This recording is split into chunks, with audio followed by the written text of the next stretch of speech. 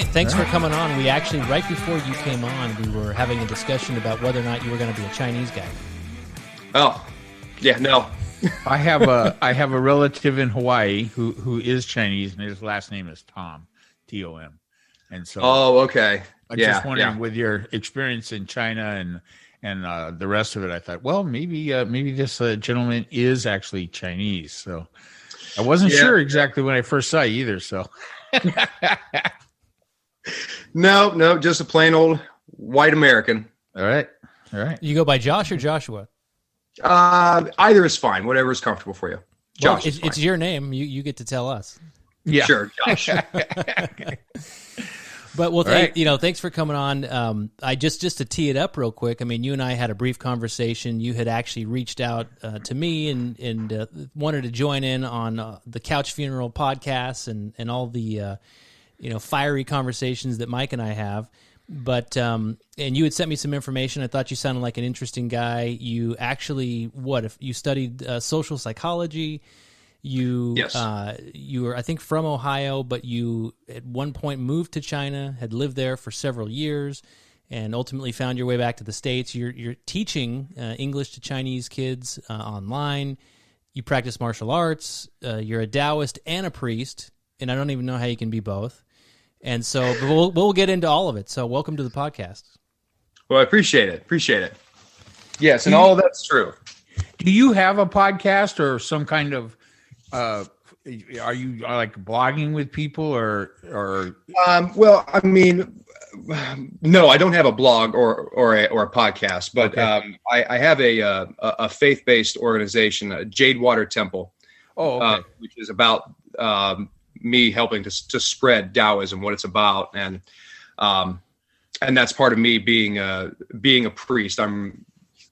You can be a Taoist priest. And that is a particular path. Okay, so if you imagine there are three basic paths of Taoism. One is sort of like your average churchgoer. Okay, they follow general rules. The second would be the liturgical path, which is where you become a priest and you do all the weird stuff with robes and altars and writing and all of this. And the third path is the path of the mystic, and that is what I do. So Even though I am a priest, what happened was I went and studied on Wudong Mountain. Should we save this for the podcast? Oh, I apologize. No, go for it. Sure. We're on. We're rolling. Oh, okay, right on. We're rolling. So Wudong Mountain. If anyone's ever seen Crouching Tiger, Hidden Dragon, you've seen Wudong Mountain. It's where the steps go up forever into the mountains and where she jumps off at the end and all of it's the world center for Taoism. They want you to swear allegiance to the CCP if you get ordained the Chinese Communist Party. Yes, because they own it. They own everything there. So of course, and I said no. Now, I'd been practicing long before that anyway, and I said, what do I need to be ordained here for when I can just be ordained in the States? Do you have to pay them 3 cents every time you mention it? Like every time you say that word, you have to pay them some money? Yeah, well, I hope not. I hope not. Is it? I'm hearing Taoist, but I thought it was Tao. Yeah, that's the strange phonetic translation. They don't really have Roman numeral sounds the way we do. Okay. We call that pinyin, or they do. So the sound of T and D are actually connected. It's not Tao and it's not Dao. It's Dao, and you can hear both at the same time if you pay attention. Okay. So, it's neither one or the other. It's just this way it comes out. Well, I just want to make sure I Googled the right philosophy over the weekend. You did, so. And both ways are fine. Both spellings are fine, and both pronunciations are fine. Okay, cool. But I want to get into kind of the history about this. But didn't you also say that you at one point were a Marxist as well? And was that? And so, what was that in your earlier years? Yes. Let's see. By the time I was about 13 or 14, was my first experience with Marx. I had a friend in middle school who, I don't know, his parents exposed him to it. He had He had Marx in his hand, came in school one day, and I was curious, and we got talking about it. And of course, it all sounds very attractive. So it was a kid in your school, and you're, I think, younger than both Mike and I, but so he came to school with this book that he got from his parents, and he had been reading it, and then he shared it with you, or you thought it was interesting? Yeah, well, he shared it with me, and we kind of got into it together. And I look back now at the very suspect sorts of things that we were exposed to through his parents, including like the Mumia Abu Jamal case. Do you know about him? No. I don't know a whole bunch about it.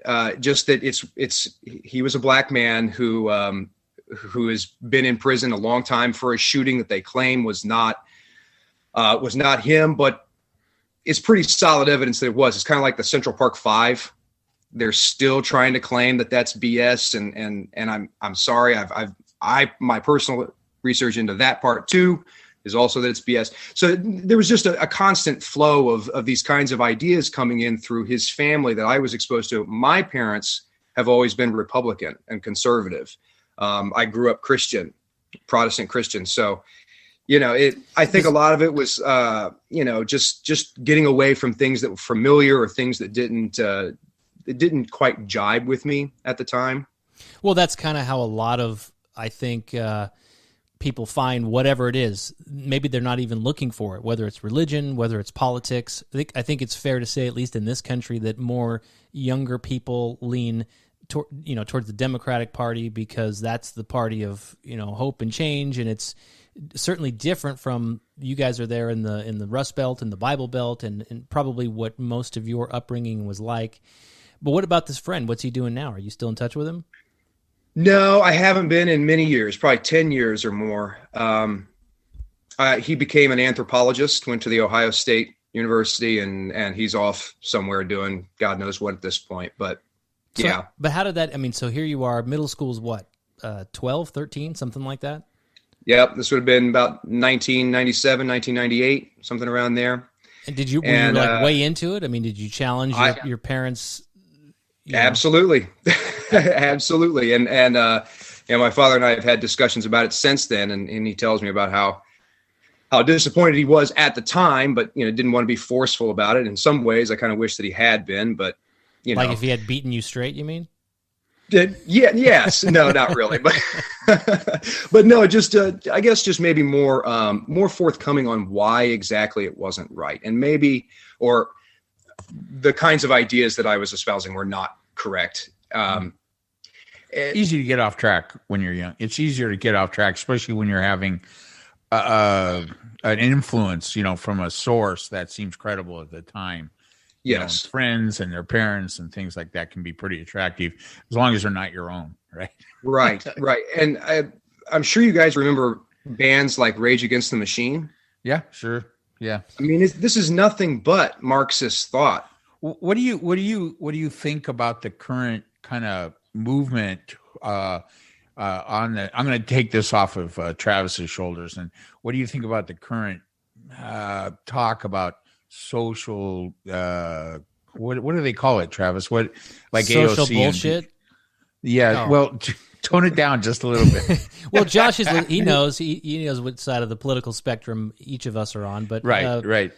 It's socialism. What did Bernie call himself? A social democrat? No, a progressive socialist. Yeah, democratic socialist and social justice warrior stuff. Is this what you're asking about? Yeah, more the social, more the Bernie Sanders type thing, where a lot of. He talks a lot about wealth inequity and where his ideas about government would tend to be considered socialist by some, especially Republicans. What do you think about people and how attractive that seems to be? How young his base is, right? And he's even older than I am, for Christ's sake. So what do you think about that as someone who's really delved into Marxism and those kind of socialist theories? What do you think about do you think people are really following, you think they really think it's socialism, or is it just a trendy way to be against, Republicans? It's more the second one. They don't really know what they're getting into. Right. I mean, even people that pretend like they do normally don't. And it is very attractive because what people see is, okay, these massive controlling interests. You have giant conglomerates working together with government and creating these situations where, you know, they circle the wagons and push everyone out, and we're all stuck down here at the bottom, you know, seemingly just living out the way they want us to. So of course, some sort of strange revolution that's going to redistribute everything and put the fat cats in their places and all of this sort of thing, that's immensely powerful. Mm-hmm. It just doesn't. Well, don't you think it's because that's what people want to hear, especially when you're young, populist, right? And a lot of I guess are you a millennial technically, but a lot of the millennials that, you know, really kind of came of age and went and entered the workforce, left college, entered the workforce right around 2008, 2009 at, you know, the Great Recession. They were turned off by capitalism and by what they were told the U.S. promised for them. And that group, I think, is carrying the conversation about wiping out student loan debt. And even though they're young and they're you know, the age gap is greater than half of Bernie Sanders' age, but they follow him because he says things that make sense to them. You know, why not? They want a bailout. They want to be taken along. The experience they've had so far as young adults has not worked for them, so they're looking for something else. That is exactly it. We were all sold a bill of goods about education too. So are you one of these guys? Do you have student loan debts? I very small amounts. I managed to get by mostly on my own or through grants. So I'm not one of these people, you know, hugely in debt over it. But it's, you know, it's still a massive problem. And going to college didn't do anything for me. I'm just going to be honest. I'm not saying it didn't do that for many, many, many other people, because I know that it has, but it didn't for me. I think that's. I'm sorry. I certainly didn't just go through a path and then suddenly plop down in a job the way I was told since I was 5 years old was going to happen. Right. Yeah, and I think for certain professions, the way I see it is that the path is linear. You know, if you want to be a doctor or a dentist or a whole number of professions, you start, you know, at a certain point and you enter a program, and then you're going to school with the same people, and you're learning at the same rate, and so on and so forth. But for other people, it's less about that. It's more about, you know, your interests, your creativity, what level of risk you're comfortable with, and all of those things. And I think, you know, in my personal opinion about higher education, you know, when people talk about wiping out student loan debt, the whole thing is ridiculous. That you signed on for it. You knew you were going to take that debt. You should know exactly, within reason, what those jobs are going to pay once you have a degree, and if you're going to reasonably able to cover the debt. But, you know, Travis, did you go to college? I did go to college. I didn't graduate though. Oh, okay. And I hated it. I was a communications major, never did anything with it, but I hated having to take classes that had nothing to do with my interests. So whatever your concentration is, you got to do, you know, these things plus all those other things. And I lost interest, and I would rather work, which I did, make money. Right. I didn't go either to college. So we've kind of got, you know, you're a college graduate, right? Yeah, me? No, I'm not. 3 years. Oh, 3 years. Okay. So none of us are college graduates. Good. And look I at feel us. Better. Look where we are in the world. Yeah, well, I think we learned everything we needed to learn out in the real world. So, well, I completely agree with what Travis said about you know, the general education requirements. It's boring. It's extended high school.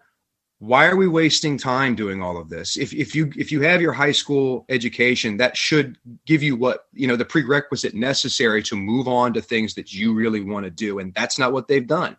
Right. But go back to, you know, kind of how we were setting this up with a guy like Bernie Sanders and the things that he's talking about. He would often bring up other countries, a lot of Scandinavian countries, as examples of how democratic socialism has worked throughout the world and why those would be model examples for the United States. And there's a ton of areas that you can debate that. We've talked about the healthcare system in places like Canada. But what about for you, though, for somebody who I think, isn't China the longest running communist experiment or country, to date after the collapse of Russia? So what was it like for you? Were you still like full blown into Marxism when you went to China, when you moved to China? I certainly consider myself as such, yes. And the last candidate I supported before I left was Bernie Sanders. So, but then getting to China, pardon me, and the crushing poverty that is very immediate, something that you see right away. It strikes you strangely because you're like, wait, okay, so why is it like this? And then further, I found out they have no welfare system. Okay, so in other words, all this poverty, all these people, at some point, you're just on your own. Yes, and what is the point of a communist society that operates that way? Mm-hmm. Because the whole point is they're supposed to take care of each other, and they do, but from a far more personal perspective, generations work together. So grandparents take care of babies, and the children go to work. And then as they get older, their children take care of them, and so on. And they switch places like this over and over. But there is no safety net. If you are poor, you just starve to death. Or if you've got a crappy family, right, you're just on your own. Absolutely. So was it that experience, that firsthand experience, seeing that? Did that change your perspective? Yeah. Yes. And working in their education system, it is very, very sadly inept. They do not promote creativity or critical thinking skills in any way. They haven't had a it's okay that we're used to this. The award that you get for the guy that created dynamite, Nobel. Oh, okay. Nobel. They haven't had a Nobel laureate in 50 years. They keep producing people with high IQs, but they can't solve problems. They're just human computers. They believe that all STDs in the country have been brought there by foreigners. I mean, because their government tells them these things. Well, this country thinks any with you? Coronavirus was caused by the Chinese. So, wow. I did bring some with me when I went. Okay, yes. Good. Did you leave them behind? That's really the more important question. Definitely. Okay. Maybe more than I came with. How much of as an educator then, I mean, how much, we always hear the stories about how, China controls all of the, technology, the information that you have access to, what you can see. I mean, is it really as bad as we hear? Every bit and then some. They can control it in real time. If you begin to download a movie illegally, they immediately throttle your internet speed and target you, and then they can fine you and all this stuff. And almost everyone there, anyone in the middle class has a VPN because they want on Facebook, they want on YouTube, and all of this still exists. It's just it's been relegated to a kind of black market sort of thing, which is another thing that I didn't realize before I went there is how much black markets play in communist societies. So all of the things that are still occurring on the outside world still happen in a communist society too. They still run on money. They still buy and sell whatever they want. They just hide it more. That is the biggest misconception, I think, about why people buy into socialist or communist countries is because they think everything's going to be free. But you have to somebody has to create something. What I often say, and I don't identify as a Republican. I certainly fucking never would identify as a Democrat, but I like to identify as a thinker, as a common sense person. But first and foremost, I'm a capitalist, and what I always say is that there are no jobs until someone sells something, and that's why I'm in favor, of these billionaires. I'm against this idea of a wealth tax. I'm against this idea of wealth confiscation because I do believe that these people created an idea that nobody else thought of and everybody wanted, and they figured out how to take it to market. But that is the biggest misconception about socialist countries. And so you said there's exists this black market where God knows what goes on. Yes, absolutely. So so you leave this country supporting Bernie Sanders, and then these examples that you experienced in China, where are you now on the political spectrum? I too probably consider myself an independent, but I'm a conservative. I consider myself honestly closer to a libertarian, but I don't agree with libertarians. Sounds neither does Mike.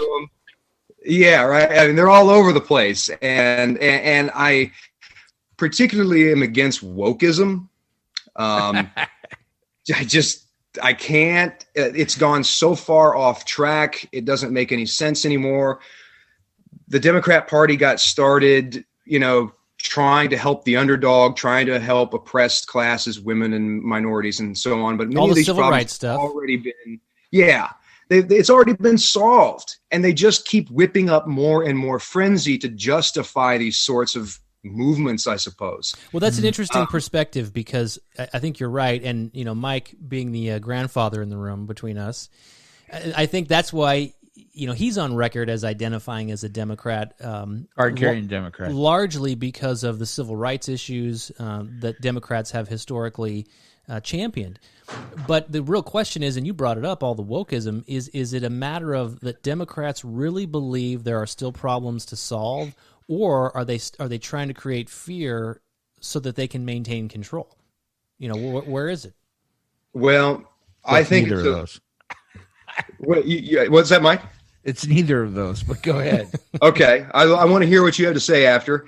I think it's both. You have some on the upper echelons of the party. There's no way they don't know.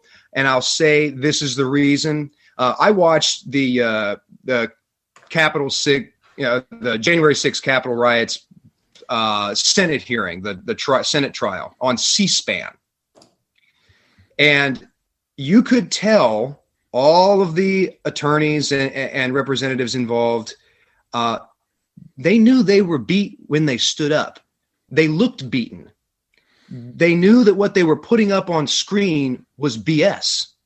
As far as the charges against insurrection? I'm sorry? As far as the actual charges and making... Yeah, well, and their arguments, what they were putting up there in order to support their arguments, that this was an incitement and all of these things, right?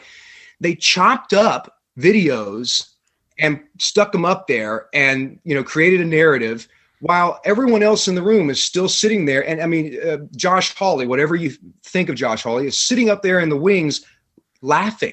He kicked his feet up and started laughing. And when the Republicans got up, all they did was show the full video. Can I clarify something? Yeah. Are we talking about the impeachment trial? Yes. Okay. Yeah. Well, no, wait. Impeachment before or the one after January 6th, like where they tried a second time in light of his quote unquote incitement to riot. After the Capitol insurrection. Yes, that one. Trump was impeached a second time, and there was in the House. Trial. So when you talk about Josh Hawley having his feet up and not paying attention in the Senate. Yeah, that's the impeachment trial. Okay. So, okay, go ahead. So the way they refuted it was simply by showing the full videos of what really happened, the full dialogue of what Trump had to say. And for me, I'm sitting there going, there's no way these people don't know. There's no way they didn't know that. I mean, you're standing there. You had to put these things together. Somebody had to splice these videos up. Somebody had to come up with these arguments. They knew this. So there are some people at the top, and maybe they really do think somehow they're helping minorities and women and things like this by lying or something. I don't know. But they do know that what they're putting out there isn't completely true. And it gets these people, it's a brainwashing, honest. It's a kind of brainwashing because they can't see around it. I have a friend that I wanted to sit down and show him exactly what I was talking about. Wouldn't have taken more than a couple of minutes. He absolutely refused to watch that video. He also got angry at me and then walked away. So, and I've tried this several times. I want to have a dialogue with people. I'm not trying to shut anyone down or insult anyone, but they want this sort of fog built up around people's heads so that they can't see things clearly. So whatever it is they put out there at any particular moment is immediately going to be picked up and believed. Yeah, and I think a lot of it is, it's everything in this country is highly politicized, and I have always maintained that the Democrats largely have wanted to impeach Trump since before he ever got into office, and that's a whole other subject. But if you just look at the Capitol riots as a standalone, I think maybe Mike made this point on a few of our podcasts, that the Republicans were never going to convict. They had already made up their mind that no matter what evidence was shown, clips, no clips, mashed up clips, full clips, they had already made up their mind they weren't going to convict, and so therefore it wasn't a legitimate trial to begin with. Right. And that's true. I got a quick question. That's all nonsense, but I got a quick question for you, Josh. Sure. And nobody's going to get mad or anything, whether we agree or not. But it's not your opinion that that Trump incited that group to do what they did at the Capitol on the 6th? Well, no more or less so than any other political rhetoric. This kind of thing happens all the time. We've seen countless instances of Democrats and Republicans and any other politician for that matter saying similar things. Yes, I will admit that Trump probably could have seen that there may have been some things coming, and that what he was saying was, again, whipping people up into a bit of a frenzy. He also he was one of the people that asked for extra security at the Capitol. It was turned down. I looked into the documents produced by Congress about this. There's some sort of weird council of the head of Capitol Police and a bunch of people. There's like 5 members or something, and 3 of them were fired as a result of this. Mm-hmm. FBI asked. They said there was intelligence that that there was going to be something that happened. Trump thought there was too, but it was all turned down. So you're saying leading up to that. He had scheduled whatever that was, the rally, I think he was calling it. He thought things were going to get pretty crazy, so he asked for additional security.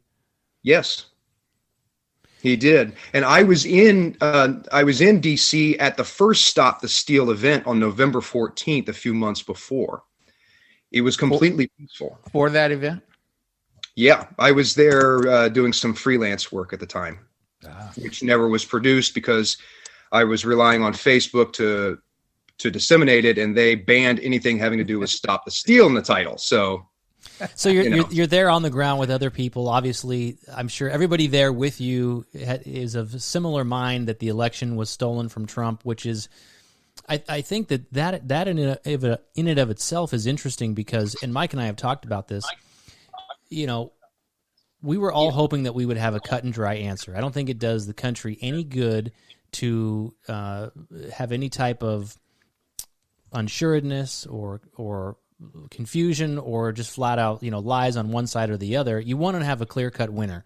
And it seemed pretty obvious, at least to most level-headed thinking people. Within a couple of days, you kind of knew which way it was going to go. But for Trump to maintain his position, I think that has contributed to the problem. Now, I'll agree with you if you're saying this more or less that, in a nutshell, I don't personally think Trump wanted those people to charge into the building and cause property damage and kill people or whatever else happened. I do think that he wanted disruption, which is what he got. I do think that he tried to cover his base and walk back some of his comments when he knew he was going to be in trouble. But I do think that the ultimate culpability is for these fucking maniacs that broke into the building. I mean, where are we with witchcraft and voodoo telling people to go do this? I mean, they're ultimately the ones that did it. Yes. But whether or not there's enough evidence to substantiate Trump's culpability, obviously, if the evidence was there, was it not there, wasn't ever going to be heard? I think that's part of the problem. Well, I got another question. So, Josh, do you subscribe to this, to the big lie that the election was stolen from him? It depends on what you mean by stolen. Well, wait, let me rephrase it without the hyperbole. Do you think that he did not legitimately lose this election? I mean, you seem like a pretty smart guy to me, and and on top of it. So I'm having a hard time putting that together with how you could imagine he didn't lose this election. Did you happen to come across the Time magazine article? Not long after the riots. Okay. It was laid out point by point exactly what the Democrats did. They admitted to it. You can look this up after the podcast. They admit very much to being extremely manipulative of the process, working in secret. It was even called a cabal. They called it a cabal themselves. They were controlling the activist groups, multiple ones, these giant coalitions. There's some guy who nobody's ever heard of that was running the show behind all of this. But the reason that there were no riots just after the election on the 4th or in any time that week. November 3rd. Oops, what happened? Yeah. Like leading up to and after, there were no riots from the left because they were being told to stand down. That includes Antifa and BLM and any number of smaller. There's no such thing as Antifa. Oh, there certainly is, though. I mean, I don't know where my picture went, but I can't let this go. Yeah, I don't know where you went either. We can hear you though, Mike. Yeah. Well, who were the Democrats? Look, I'm gonna try to fix this problem. I'm gonna let you guys continue. Who were the who were the Democrats in the article that were quoted?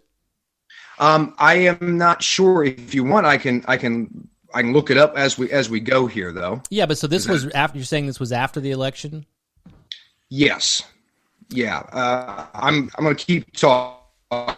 I'm going to look for the Time magazine. So, okay. It's okay. It's okay. Let's take this. Does one of you want to take it? No, let's take this up. Let's take this up just a little bit. So I wanted to hear some of the things you were thinking about that.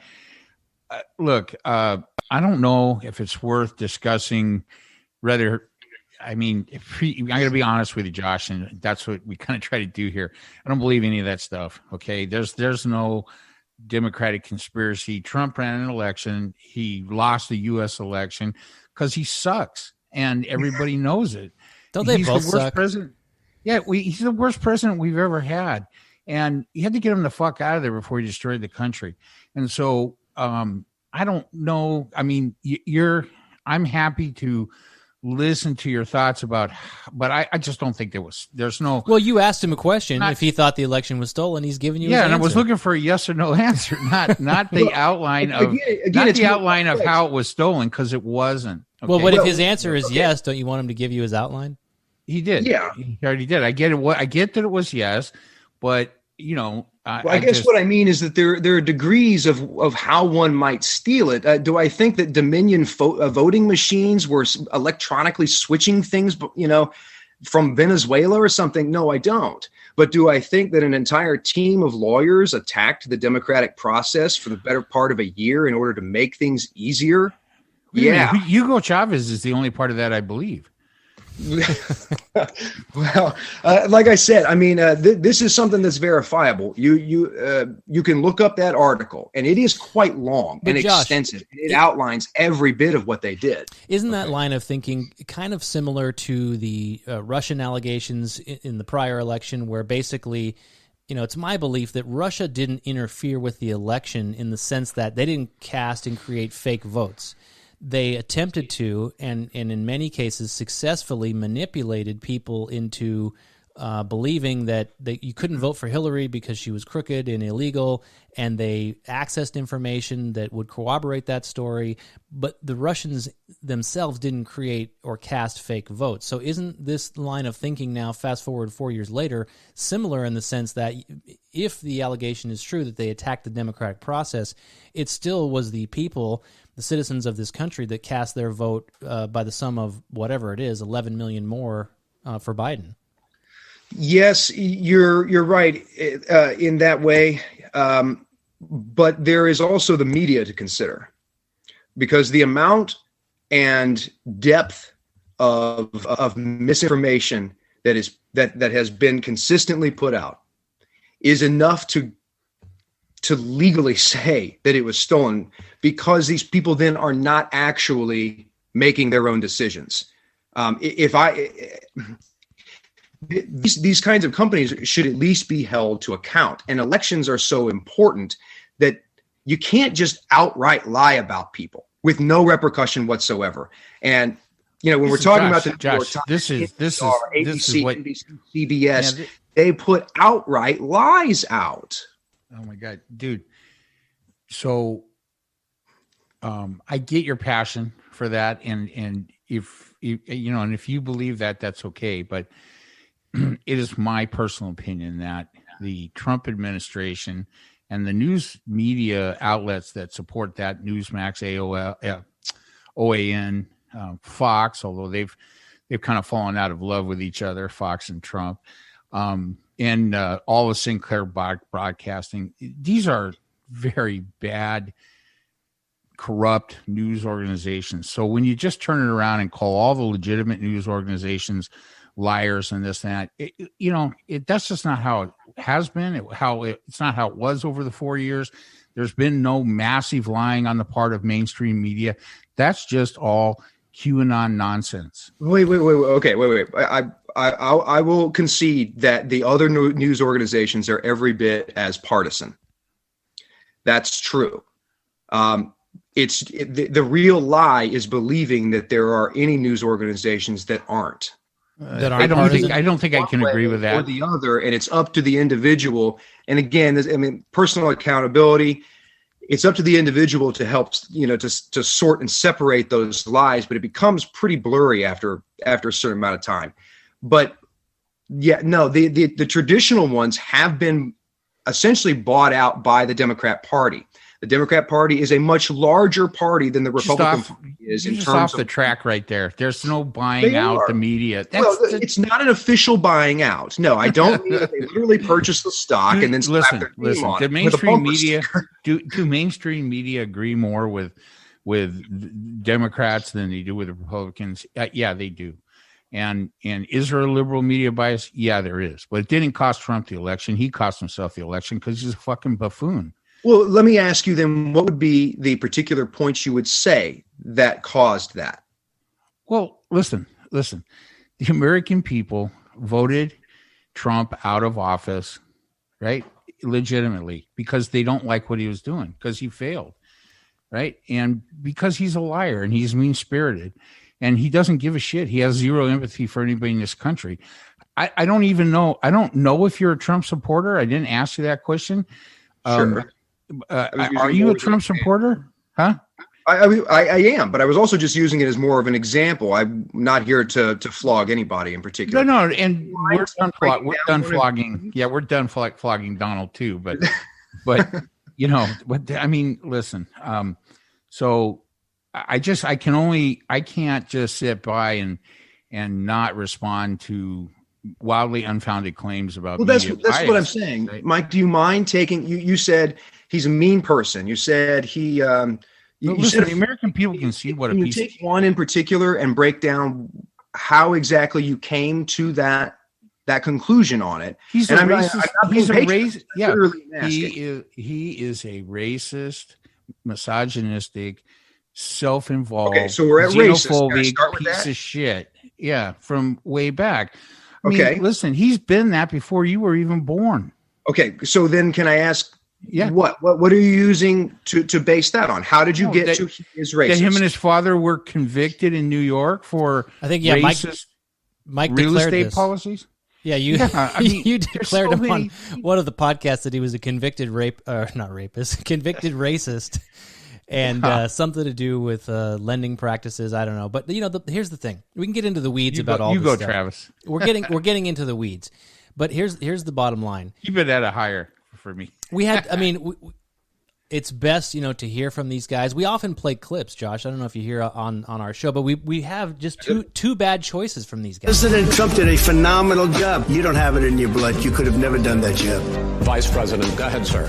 Look, it didn't go up, it went down. Chris Wallace, one of my I am favorites. the Democratic Party right now. Yes. And there's just systemic. I don't trust him at all, nor do you. I know you don't, because they did a good job. Some people Stop. let the vice president talk. The second subject is COVID-19. Mask, and people wearing masks. The biggest mask I've ever seen. I have a mask right here. I have a mask, and people wearing masks. the biggest mask I've ever seen. I have a mask right here. I put a mask on, when I think I need it. He's a frustrated DJ, Josh. Did you get that? Do you I think? certainly got Do you think Trump would have won had it not been for COVID?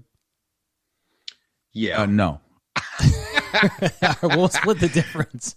So I don't know if the audience could hear that, but Josh said yes, and I said no. I think so. To be not so flip on my part, I think that certainly the COVID situation shined a light on his severe miscomings as a leader for the country. So Travis and I severely disagree on this, that there was anything Trump could have done different that would have helped it. But I think that the jury's in on that. So, but had we gone into this election with the economy, in full blossom like it was before COVID, he may have won, no doubt about it. I think he would. But I think that the Democrats would have made, at that point, they wouldn't have been able to point to the failed COVID-19 response and the shitty economy and the terrible condition of the country in general. They wouldn't have had any of that. So then it would have been up to them to just focus in on the things that are so bad about Donald Trump as a person, as an being unqualified to be president, his complete lack of empathy, his racism, and his buffoonery and incompetence. So we'll never know, but he lost, and I think we've got to move on. It's all right. I rebut real quick. Go ahead. COVID provided the means for them to corrupt the voting system with mail-in ballots. The largest droves of votes came in through Democrat strongholds, massive super city. So what? And what they did was that team of lawyers were able to get the judges to rule against their own state constitution. So what? The votes came in, Josh. Wait. The votes came in. So what? You can't rule against your own constitution. It's unconstitutional, and it should be punished. But they did, and that allowed ballots to trickle in for days on end, something that would have never happened. Well, I think, again, hundreds of thousands of votes. Again, kind of taking a step back a little bit, because, and Mike and I have talked about this. Don't you think that the real issues are having a system that works? So, in other words, I didn't vote for Trump. I didn't vote for Trump the first time. I didn't vote for him the second time. He voted for himself. I did. So. I voted. No. You voted for the Libertarian candidate, right? The second time around, I did. Trump's first election, I hand wrote in my own name, and then second time I voted for Jorgensen. But Mike, you and I have talked about this, and whether or not you think, and there are people out there, Josh, you know this. There are people who think that the election was rigged, that there were fake votes, that there were duplicates, all these things, stolen ballots that were cast for Trump. We played the audio of him asking for the Georgia state officials to find the 11,000 votes that would turn things over to him. That's corruption. I don't think that is corruption. I don't think there's enough votes. Does fraud exist? Certainly. But is there enough that would have swung the election? I don't think so. But isn't the bigger... And even that, Travis, we got to put this out here, and I'm not going to let that pass. There's zero evidence of any fraudulent voting at all. No, period. That's not true. That's not well, true. That's not. We have organizations. You don't have nothing. There's no proof. There's no evidence. None, guys. None. What is CIFA? This is to help fraud. This is not to help fraud, but to help prevent fraud. There is no fraud. There's no fraud. No evidence of fraud anywhere. I'm not talking about one or two, but there is no significant fraud. There never has been. There is. That is nothing. That is nothing more. That is nothing more than Republican voter suppression nonsense. Wow, man. What is CIFA? What is their job? I don't know what CIFA is. CIFA, they even came out and spoke against Trump right after the election, saying that there wasn't any, but they are an agency that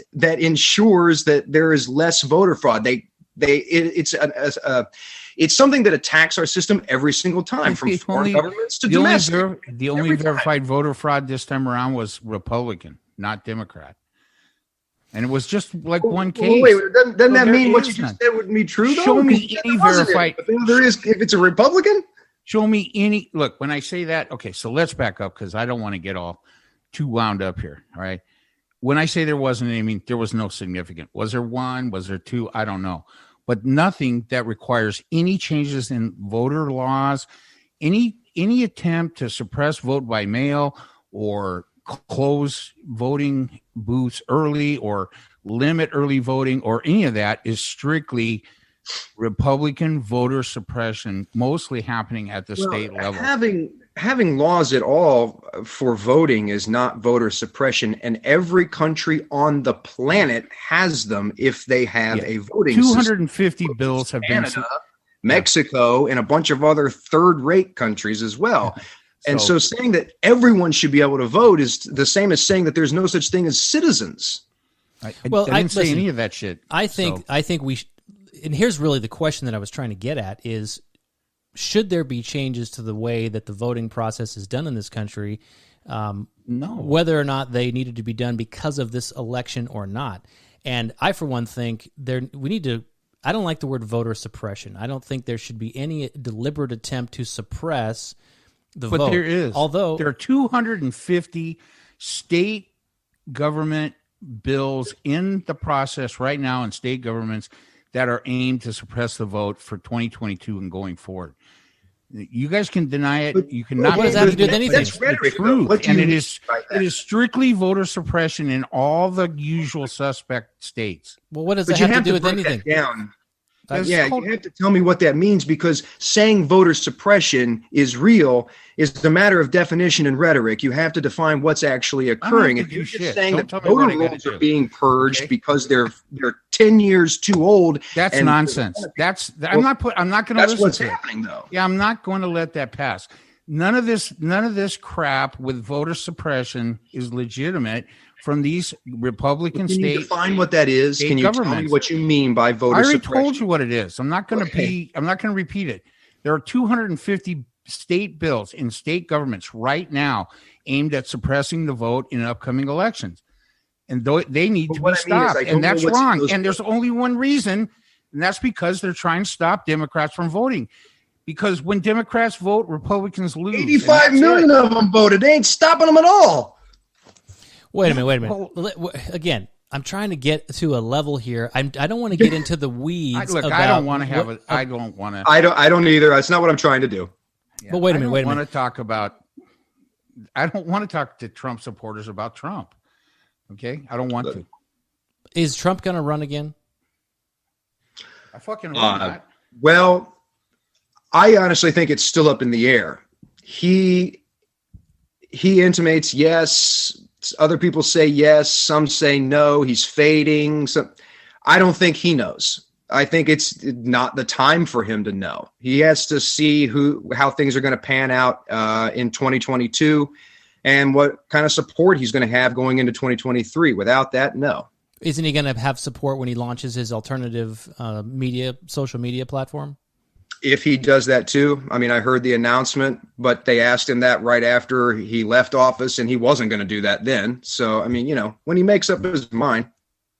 So let me ask you this question, and I'm curious from your perspective. Again, having been raised in a particular area of this country, and then having a certain political belief, and then moving to a place like China, when you look at the United States, or when you looked at it specifically at that turning point, I mean, was it because you left the country and you realized that, oh shit, the grass isn't greener? Or is it specific things that you saw in China? When you look at the state of the United States now, what is it? What do you think's wrong with people? Why have we gotten to this point?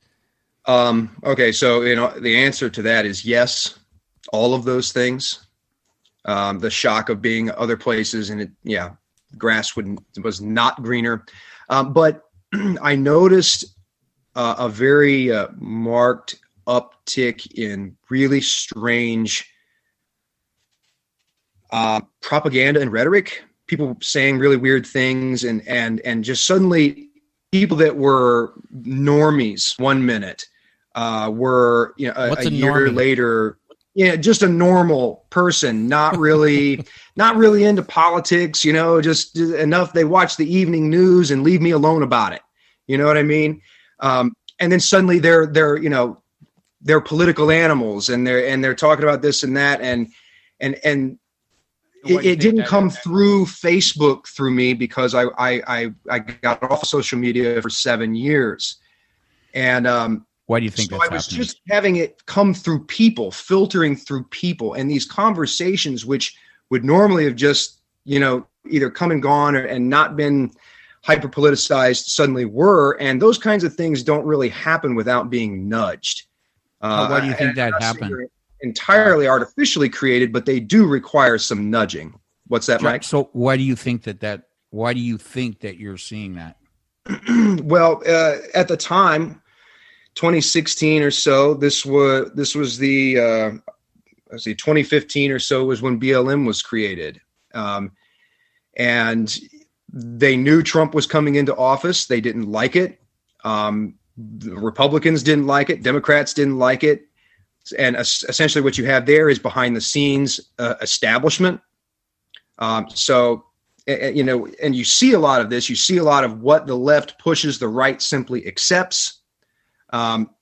They started creating a lot of these narratives to get people, I know you don't want to hear this and you don't want to talk about That's Trump. okay. I don't care about talking about Listen, Trump. you can talk about, go ahead. Look, stop for a second. Stop. Look, you can talk about whatever you want. So don't worry what I want to hear about. For the rest of this, I'm going to listen to you. Okay. So I think I've been clear about the things we've talked about. I want to listen to you too, I promise. So go ahead. Well, Josh, I'm interested in this. So you, as a social psychologist, certainly you spent a number of years studying that. I don't even know what the hell that is, but I'm assuming it has to do with looking about how people behave in society. What the fuck is wrong with people? Well, okay, so just real quick, if a psychologist is the study of one person's mind, a sociologist is the study of huge numbers of people. Social psychology is the study of small groups of people, intimate groups of people. Okay, and what you get a lot of what I studied was something called kinesics, which is body language reading. It's gesticulation and mannerisms and nonverbal cues and things like this. Eye rolling. Yes. So studying small groups of people, right? And Mike and I talk about this a lot on the podcast, and especially with politics in general, the classic dinner table conversation, right? I mean, the taboo of talking about politics, but nowhere in my extended circle, I don't think for Mike either, in these last couple of years have people been immune to that, because you just can't not talk about it. And I asked Mike one time, why do you think you're so interested in politics, or what was when was it that things, kind of clicked for you? And I asked myself the same question. I think in general, that's indicative of the larger portion of this country that just seems to be, and rightfully so. I think people need to pay attention and be aware, and are paying attention to what's around them. The thing that concerns me is when people decide, the nudging, to use your word, I need to wake up and pay attention to what's going on around me and get involved, or at least be part of the conversation, to read and understand, as they feel like, okay, I got two choices in front of me. I can take the red pill or the blue pill. And in doing so, immediately you've got half the country who's your enemy on the other side.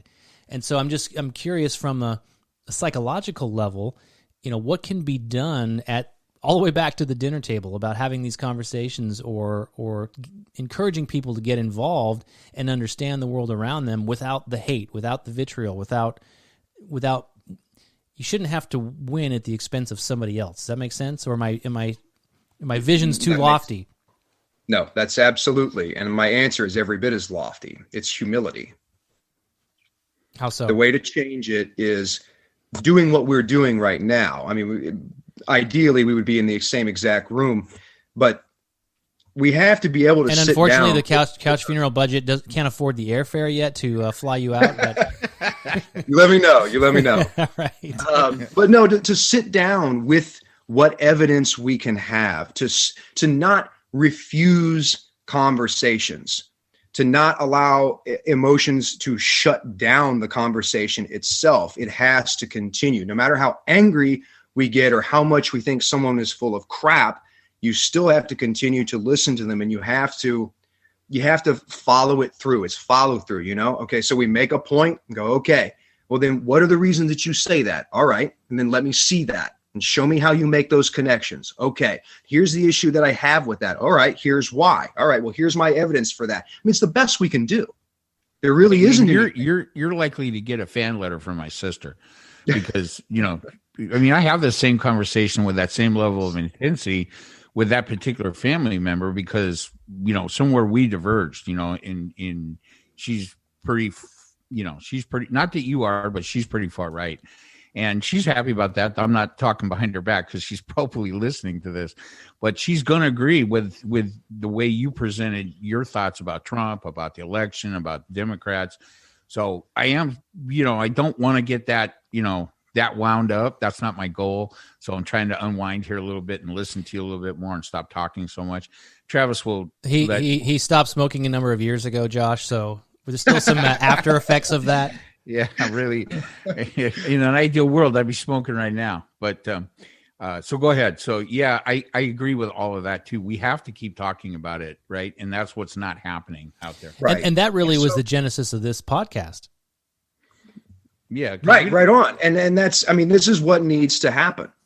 So like when we were talking about the Capitol 6 thing, I say Capitol 6, January 6th. Sorry. Right. Watching Trump's video, I think, is a good place to start for people. The one where he came and it was asking people to go home. It's the one that that big tech censored. Twitter censored it. And so sitting down between the left and the right and watching this video together, which is what I could not get my friend to do with me. And I would have been willing to hear out anything he had to say. But he had never seen that video and was sitting there telling me that he had. And no matter what I said was in that video, he claimed was not in that video. and it was like, you know, it gets very frustrating. And all I wanted to do is say, okay, well, if it's not in there, then show me what's in the video. Just show me. Let me ask you another question. Here we are in, what is this, March? Do you wish Trump was still president? Do I? Yes, but that's, I mean, I felt he was the better option. And I also think that he did some things that were not so great too, especially there at the end.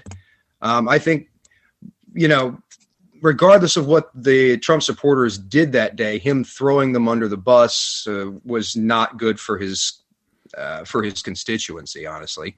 I just thought it was kind of cold-blooded for him to do that. And there's many other people that believe that he sort of backstabbed. It's kind of his MO, though, right? All throughout his business career. Josh, he doesn't care. Well, I don't believe that he doesn't care. But why in the hell would you believe that he does care? What has he ever done to make you think he cares? It's a lot of what serious question. Freedom, death episode of, you know, and that was, you know, when you hear the title recited back to you like that from an episode, it's pretty funny. It was good too, and so.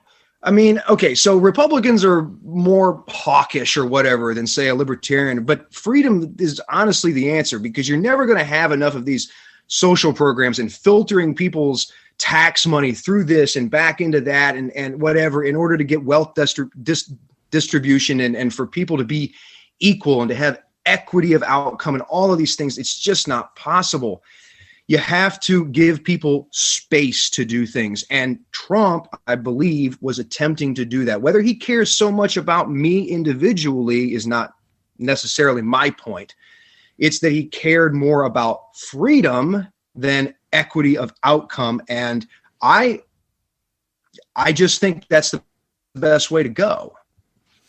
Yeah, and I think his political, you think that's his political philosophy. Give people more freedom so they can have more opportunity to create the world or their life that they want. Yes. And so whether he is completely devoid of empathy or not doesn't really matter to you. And that's not an accusation. It's not. You're asking. And I'm saying, let's see, Milton Friedman said, we're never going to get people to do the right thing by putting the right people in there. I'm paraphrasing here. Okay. You have to get the wrong people to do the right. I'm going to have to look up Milton Friedman. I know the name, but I'm not super versed. Oh, we lost you. We lost your vocal. We lost your audio there, Josh. The Chinese have stepped in. Yeah. Did I lose you? Yeah, you're back. You're back. Okay, sorry, it wasn't me. I don't have a button or anything. It was you, Mike. It wasn't. He's giving me the signals. It was hey, Josh, it was the Chinese, just so you know. Yeah. Yes, it probably was. What was I saying? Milton Berle. Milton Pearl. Milton Friedman. Milton Friedman was saying we have to get the wrong people to do the right things. It has to be incentivized in some way for even these top tier, elite level psychopaths to do what's best for everyone else. And that has to be whatever's the best for them too. Are people inherently good or inherently bad? I do believe people are inherently good. What about the Chinese? What the fuck's going on over there? I believe that, again, that's a case of a kind of psychopathic oligarchy. I mean, they have their little top group and they vote within that group, and that's it. None of the people get to vote on anything. We're kind of all over the map here, but that's kind of our trademark. I'm going to ask you, since you have such personal knowledge about this, I get this impression that China has become a quasi-capitalistic place. But then your description of it is, from firsthand observation, is so, opposite of that impression. I mean, I know there are places like, I'm going to say these names wrong, Xingzhou or Jinzhou, whatever, the industrial cities where, people go, leave their families and go work there and then just go home at New Year's and stuff like that. These places. And I don't think that's where the capital, but there are big companies making lots of money in those areas, right? So what's your take on that? Is that all a successful PR program by China to make us think that they're moving towards some kind of quasi-capitalism when they're really not? It's difficult to put into words. I lived in one of the cities you're talking about, Shenzhen. Right. Just across from Hong Kong. Right. Oh, lost you. Stop. We lost you. Your lips are moving, but we can't hear you. Oh, Josh, we can't hear you. He was just getting on a roll, too. I know, man. You just made amends. This is some internet stuff. I'm sorry. No. Again? We got you back. Am I okay now? Yep. Yeah. So you lived in Shenzhen, just over from Hong Kong. Yeah. Yes, and all of these places are capitalists. They are free markets. The individual people are part of a free market, and they operate that way. And even the government itself operates as a free market. It's just that their political philosophy isn't. So they own everything, and then everyone individually operates in free markets anyway. And then they still, sanction off these zones and say, okay, well, free capitalism within here too. And the whole place is just a capitalist zone. It's just political philosophy as an excuse to do whatever they want. They own everything, and that means they get all the money and all the power. The Chinese government, in essence. Yes. Okay. Wow. Yes. That's very interesting. A little different than the oligarchy in Russia, where everybody's tied to Putin, right? I mean, every oligarch, every big industrialist or whatever, it is either tied directly to or paying a vig to Putin right on the back end. That's the oligarchy. Right. Mike thinks that Trump's idol is Putin, and that deep down he wants to be an oligarch himself. That's his dream. Yeah. Well, I don't know if that's true or not, but have you heard how much Putin's worth? Oh, he's got to be one of the richest men on the planet. He is. Yeah. That actually is the truth. He has hidden more than assets. Bezos? 200 billion. Yes. Yeah. Well, it's a kleptocracy, right? He's been stealing from the country the whole time, and he'll steal until he's finally gone, if that ever happens. Is that rubles or dollars? What's the exchange rate on those billions? U.S. dollars. U.S. dollars. Yeah. Yeah. He probably has more than Trump does. I'm sure of that. By leaps and bounds. Absolutely. Right. And most of the oligarchs in Russia are far more wealthy than Trump could ever dream of being. I mean, this is his problem, right? And I'm going to go on just a real short rant here about Trump. This is one of the issues that makes him what he is. He's not nearly as rich as he says he is. He's not nearly as rich as the people that he wanted to go to the country clubs and stuff with. So he decided to buy. He is rich enough, however, to buy some country clubs or get loans to do so. Yeah, and get loans to do so. So he owns. So that's how he could do the country club. He wanted to get established in Russia so bad so that he could hobnob with real oligarchs, but they don't give a shit about him because he is a poser, and they don't think that he's not enough of a criminal to be on their stature, and he's not enough of a businessman. So it's just really a sad situation. It's made him what he is. And what do you think the reasons are for his love affair with Putin? I mean, so you're kind of a Trump fan, which is okay. I'm not giving you shit for that necessarily, but as a non-Trump fan, I have my own opinions of why he's been so cuddled up with his buddy Putin. But what do you think? I mean, is there some legitimate? Do you think did he really think that was the better way to handle diplomatic relations with Russia, to let Putin do whatever the hell he wants to do? Well, I mean, a lot of that was from the Steele dossier, which was empty. Okay, I know what that is. I get that, but let's do this conversation a favor. Let's not go to the Steele dossier. Well, I'm talking about your opinion. It had to do with Trump was made up stuff, and while he may know the guy and may have let him get away with stuff or something, I don't really know that there is much of a love affair there. Trump is worth, I don't know, about shy of $3 billion or so. Last I checked, it's probably less now. They've cut off doing business with him for. He's been canceled. Yeah. You know, I mean, you're right. There's a huge gap between him and some of these other oligarchs, but that same gap exists between him and Obama. He makes Obama look like he's sitting at the kiddie table worth $40 million or something like this. It's not even close. So you can see why many of the lower tier politicians would hate Trump himself, because he's arrogant. Comes in, believes I'm good at everything. I've already done everything. I've got all the money in the world. Screw you. I'm going to do it however I want to do it, no matter what you have to say. Right. No one likes that. No one likes that. He was a better golfer than Obama. Right? Yeah. So, you know, I mean, that's just personal reasons. And it's probably no different if there is some beef between him or friendship between him and Putin. It's probably not much different than any of that. What do you think? Do you think the United States is the best democracy or system of having humans coexist in a society, if that makes sense? Yes, I do. And I did not when I was younger. And like many other people, you know, there's, you know, this place is better, this place is better. You know, I'm a subscriber to the Free to Choose network, which was started by Milton Friedman and many of his proponents. And Sweden helps run that now, at least in part. There's some Swedish people in the Swedish government that have to do with the Free to Choose network. They released a statement that said, stop relating us to socialism. We're not socialists. We tried some socialism in the 70s. In fact, it didn't work. We didn't like it. We were intentionally very much capitalist and free market, and they've tried to reverse that. So many of the places that would be quoted as being socialist or being better in some way than America, they're not. And they're not even what people pretend that they are. The Constitution that we have written is brilliant. I can't really put it any differently than that. Going through it and really paying attention for the first time was eye-opening. Mm-hmm.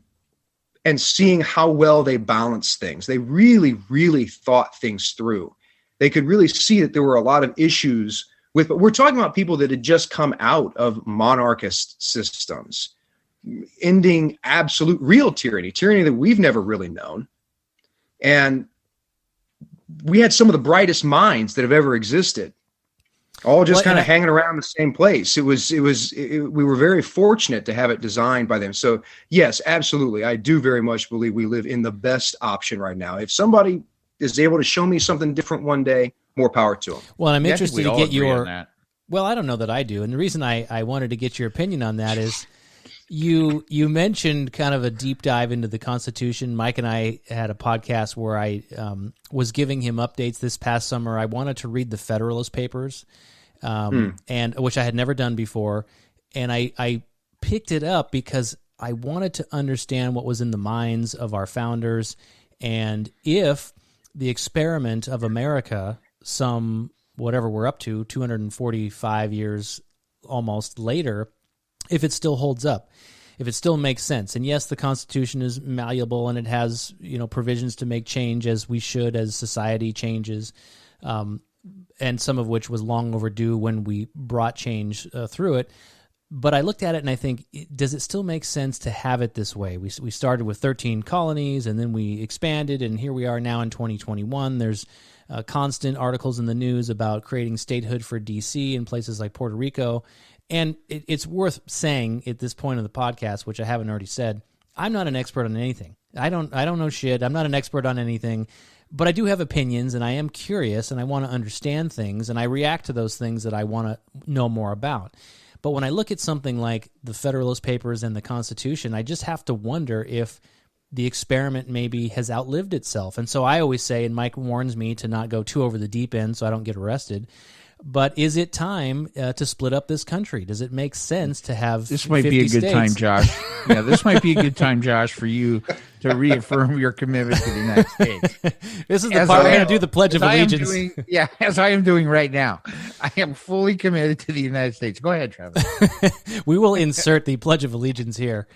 But I don't know that it makes sense. It's just, and you mentioned the freedom, death episode, and that just comes from my belief that I just personally want to be left the fuck alone. I don't like being told what to do. I don't tell people what to do. It's like the old adage, and I'm not a Jesus-y person at all, but the old adage of treat those how you want to be treated.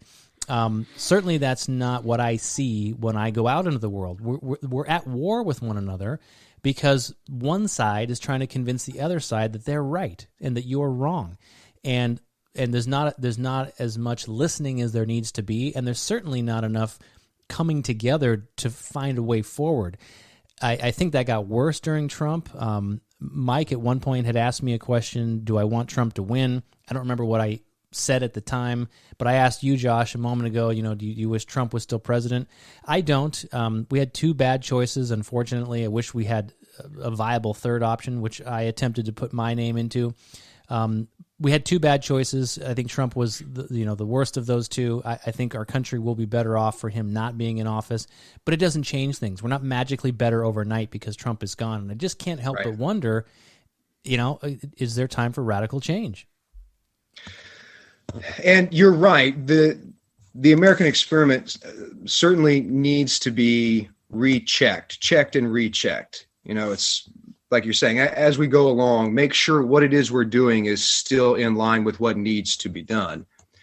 As far as splitting the country, I think what would solve a lot of this is getting back to states' rights. I mean, federalism being what it is, we try to operate as one country, and that is the best way we should attempt to, if anything, for our own defense, which is something I'd like to touch on in a minute, the decay of our military at this point. But I digress. If we got back further to states' rights and we're allowing more, individual states to just operate as they want to, I think you'd see people that were a lot happier. But as it is, we have California trying to make Ohio do what it wants, and so on and so forth all over the country. But didn't we kind of see that with COVID, though? I mean, we saw that with states that locked down, states that didn't lock down, the mask mandates, the most recent removal of the mask mandates. So don't we kind of have that? And the question is, and I don't know the answer, but we kind of have these 50 nation states where you can do whatever you want, and that's the will of the people. But then you have shit like, I think, isn't marijuana still illegal federally, but you have most of the states pulling that through now. So which is it? Give me the answer. Well, and see that's it. Is that I guess there's strike a balance, and that's not a straight answer. So I mean, it's no. I believe all drugs should be legalized, simply because you can't legislate things out of existence entirely.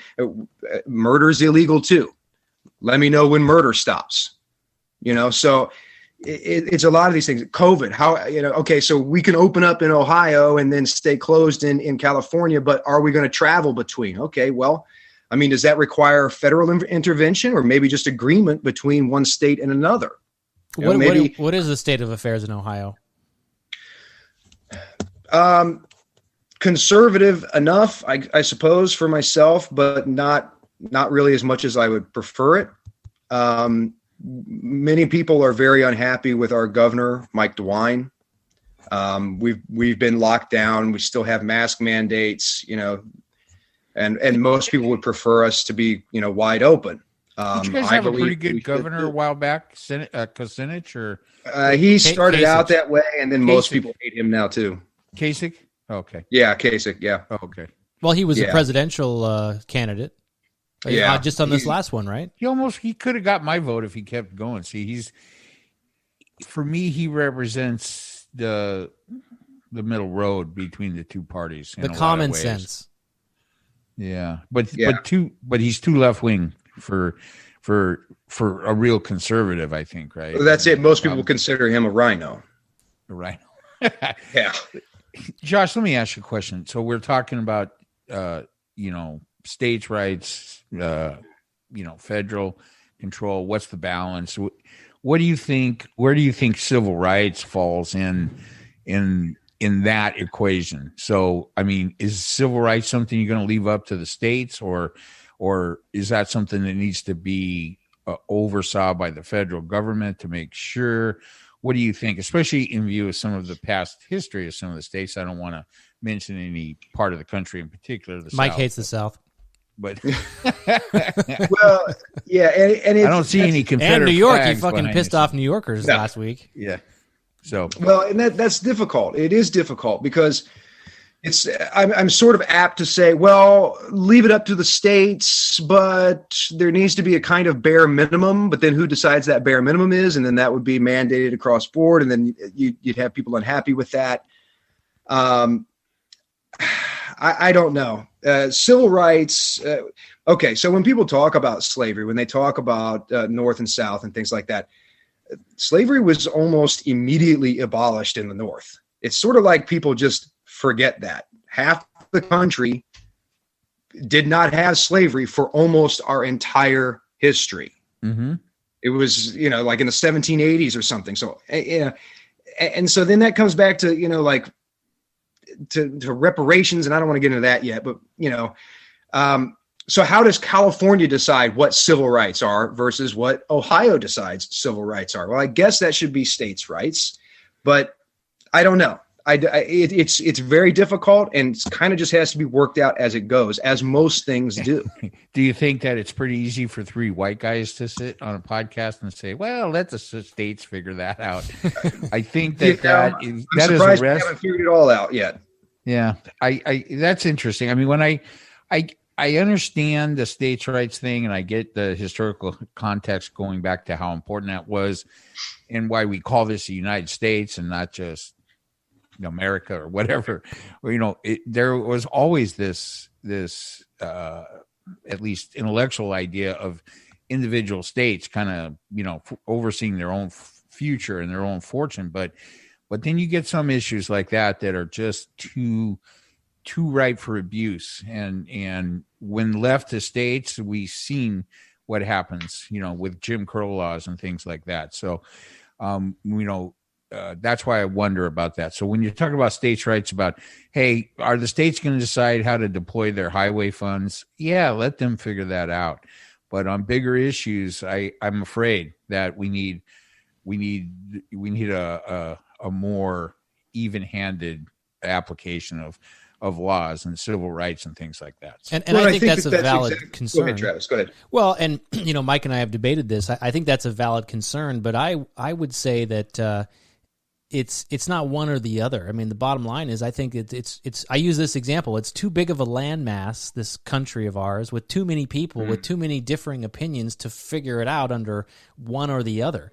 So I don't want war. I don't want chaos. I do think that that's certainly a possibility in my lifetime to see some type of a civil divorce of this country. I mean, shit, we had, Mike, do you remember we had, and it was never really going to gain any traction, but we had something on the California ballots a number of years ago about splitting up the state of California. Well, it's been on the ballot a number of times. I mean, one of the many reasons I'm not a fan of the initiative process at the state level, right? Cockamamie ideas like splitting California in half get traction on state initiatives when real full-time paid politicians that we elect and run our legislatures don't spend 10 seconds talking about something silly like that. Now, I know you're a fan of it, but you want to split up the whole country in half, and so I didn't say half. It could be 2/3, a third. It could be something. Okay, that's right. And I didn't say I wouldn't visit or live in one of those areas or pay taxes or whatever. But I just think the problem is, and we're just so divided in that sense that we're just trying to figure out. We're trying to force everybody into the same bucket. I don't see that ending well. I just don't. Not until the aliens come and save us all. Well, and considering what we've heard lately, that may not be all that far from now. Why did you go back to Ohio? You teach online now. You could go anywhere, right? Yeah, my son. I needed to be home with my son. There were some family issues. There was reasons I was not at home. Don't want to get much into it on air. Had to do with his mother. So but came home to be with him and be with family. So are you now not more of a patriot than you were before? I mean, you're still plugging into the Chinese, servers daily, right? When you teach. Yes, and I very much am a patriot. I also love the Chinese people. As I said, I'm Taoist, and that's an obvious Chinese philosophy that's goes back maybe more than 5,000 years in its earliest roots. Mm-hmm. But it's a philosophy of freedom. And which is so interesting because that's so counter to what you have said, that how they live their lives. And there's so that's why freedom. They murdered all the Taoists. So are we the Taoists now of this country? Are we going to be murdered by the crazy progressive left wing? You're the weird. It isn't that far off. When the revolution came through, they murdered many Taoists because they were. When was this? They were absolute freedom, liberty. The Communist Party, the CCP came through, slashing and burning Taoist temples. That's why you see Buddhism far more now. Wasn't that like in 1912 or something? And then again in the 50s too. Okay, they did it several times. Yes, I am more of a patriot now. But I spent enough time among the people that they're good people. They're like Americans. Are they generally happy, or do they open up? Do you find? Yes. Talk about. Yes, they. You have to watch their ass though, who they're talking to, right? Wait, what? They have to watch they got to watch who they're talking to. And yes, they will not do this over the phone. They will not text it. And they don't have as much of a culture of having people over for dinner as we do. But so if you do, they'll talk about it there, but they still don't like it very much. They generally, they won't hesitate to crack a joke about hating cops and stuff like that. Which is funny though, because the cops don't do anything. They literally don't do anything. I was there 5.5 years. I never saw a single person pulled over for speeding or arrested for anything other than violence. I mean, so of course they do some things, but not to the extent that our cops do things. Mm-hmm. You can do whatever you want on the streets and they don't do anything. You can drink out in the open. Are you a big blue? So are you a big supporter of law enforcement in the United States? I support it in as much as that we need it. Right, exactly. I'm not a huge fan of the training that is involved. I don't think that it is enough. I think they're woefully underprepared, and I think they intentionally create antagonistic atmospheres between citizens and police when they should not. I think this causes more problems than it solves. I know they have to. Do you think we depend on them for to handle situations that maybe they're not prepared for, like mental problems and things like that? And that, yeah. I mean, I think when you probably a gun and a badge is not the best equipment to handle a mental problem. It's not their fault. I'm not saying it's their fault. I'm a believe it or not, Travis, I'm a big supporter of law enforcement. I'm a big subscriber that there's plenty of systemic racism in the police departments, in the 18,000 police departments of this country. But that doesn't mean that the majority of police are engaged in that. That's more of a overarching national problem we have. But I know a lot of really good police. I now have police in the family. So, obviously I know that there's no conspiracy there to do anything, but, certain kind of tribal things kind of get people into situations that sometimes cause them to react. You can see how easily I can get riled up. Look, I'm a pretty calm guy most of the time, but you can see how wound I can get just talking about politics. I can't imagine what it's like out in the street after some guy you've had to chase some guy down, and then he jumps out of his car and makes you run after him. And then when you finally catch him, he expects you to, I don't know what, kiss him and take him gently to the car. Yeah, you're all wound up. You're probably going to beat the shit out of him if you get a chance. So I get all of that, right? And then sometimes that's all based on race too. And so I think it's a big problem. But this is another big topic that we're dealing with as a society that has come to fruition over this last year. You briefly mentioned Black Lives Matter, but that was already well, that's part of the woke society you really don't like, and I get that. I think Travis feels a little bit the same way about that wokeness. I don't care. I just want people to understand situations. I don't care what you call it, but when George Floyd got killed in, what was that, April or May or something, and it started the shitstorm on top of the COVID, there's just a lot of issues that we need to face, and we can face them as a country. I sometimes wonder, Travis, these aren't the kind of issues that you think just divide us too much for us to go forward and figure out answers. I just don't subscribe to that. So what about you, Josh? Do you think we can come to terms on some of these overarching sociological issues? Well, I think it's certainly possible, but we have to get to the root at what we agree on and what we don't agree on. And I don't think that that's actually happening right now. The George Floyd situation, they intentionally held back pieces of that video footage. His attorney held it back for months. And okay, I mean, you're an attorney and your job is to represent your client in the best way possible or whatever, I don't know. But having that right away would have allowed people to make more informed decisions. And that sort of gap in knowledge creates the kind of feeding or breeding ground, rather, for BS and propaganda to flourish, for people to believe things about systemic racism that may not be real. And while it may exist, and there is racism, of course, that's a thing. We can see it everywhere, but I don't think that it does what people think it does. I don't think systemic racism is what they think it is. They just, I mean, when I say they, I mean the Democrats and parts of, the far left or whatever. They'll ascribe anything to race or anything to gender, such that the reason that I hate wokeism is because it has drawn us so far from reality on several different fronts. The idea that, now trans rights are actually bumping up against women's rights and they're no longer in the same arena or whatever, and they're fighting each other and all this. And in order to be for women, you're actually disparaging it's such a, frankly, I'm too old. I'm just going to say it, Yeah. That is the one nice thing about you, Mike. It's not the only nice thing, but it's one of the many nice things is that there are some things that you're just you're past that. You're too old. You're like, fuck it. I'm not going to learn about this new issue. Yeah. I'm over it. I prefer that you just refer to me as they, and that will make me happy all the way around. Well, I'm not trying to set you up for a gotcha or anything. I'm just interested. Sure.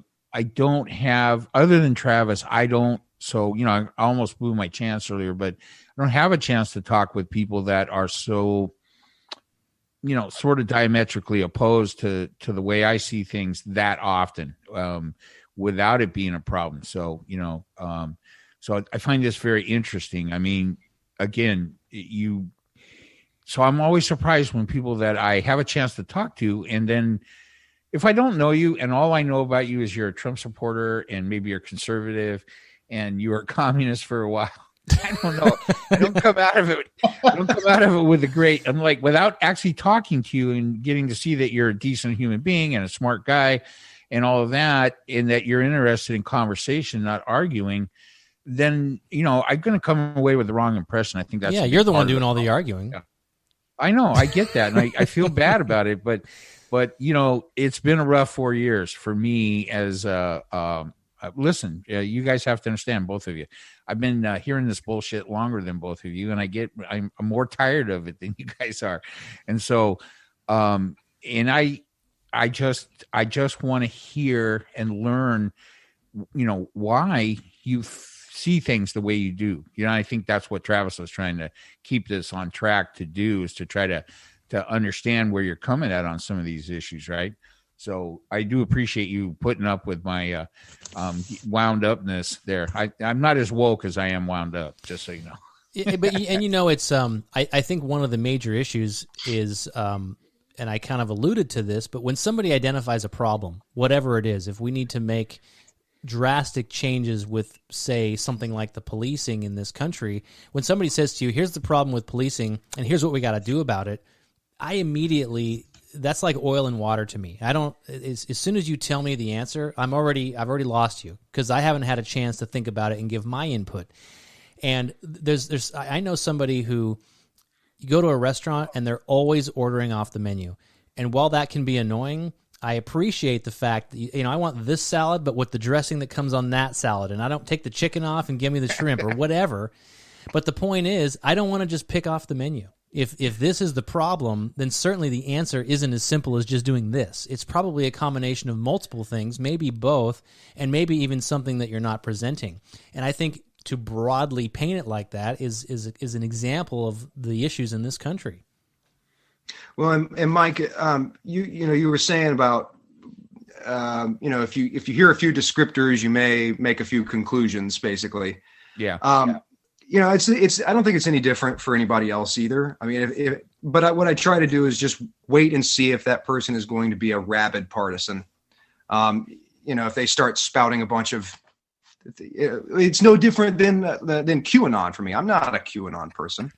I don't believe Trump was fighting on behalf of some cosmic battle against pedos and things like this. You know what I mean? Whatever. I mean, that's part of it for me. Yeah. I don't know. Yeah. The QAnon is the best part of it for me. Jewish eye lasers starting the California forest fires. I mean, yeah, they went out there, man. But so the cult of woke goes the same distance from reality as QAnon does. I think that's just what you find at the fringes of any particular philosophy. So with the racism. And you said you've been doing this a long time. I believe you. No, I mean living a long time. When Justice long time Thomas was sworn in. Do you remember those? Clarence Thomas. Yeah. I mean, I went back and watched that. They were calling him a racist. This was the 90s, right? Tell me what part of that makes any sense to you? They paraded women in just like they did against what's his name in 2018. Kavanaugh. Yeah, Kavanaugh. They did the same thing. They trump up charges like that. They call everyone a racist, and then they wonder why people on the right just, give them the finger and go, yeah, right. Well, I know. Here's the thing. So from talking to my sister, she gets very, because she's very right at this stage of the game, and I think that's where she's going to stay, and that's fine. But she's very defensive about being